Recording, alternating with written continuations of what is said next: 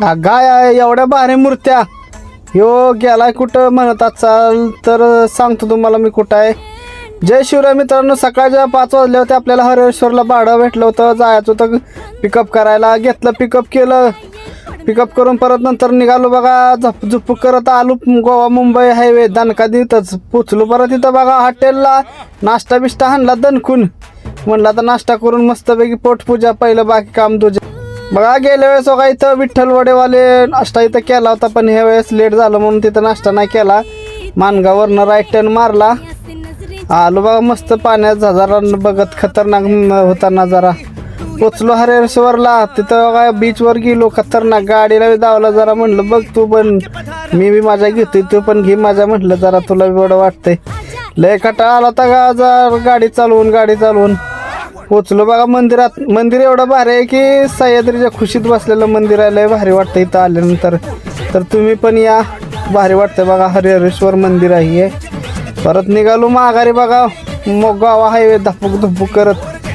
पावसात कुठं खराब आहे, कुठं चांगला आहे. परत पोचलो बघा हॉटेलला. दणका दिला व्हेज थाळीवर. आपला श्रावण असल्यामुळे आपण काय नॉनव्हेज आणलं नाही. परत बघा कसं आहे गणपती बाप्पा मोरया. बघा ही 10 फुटाची मूर्ती आहे बघा. माझ्यापेक्षा वर हात 2 केलं तरी वर जाते बघा.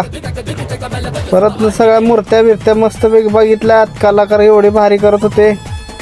गणपती बाप्पा म्हणत असतील मला न्या. हे बघा मगाचा नजारा दावला तुम्हाला.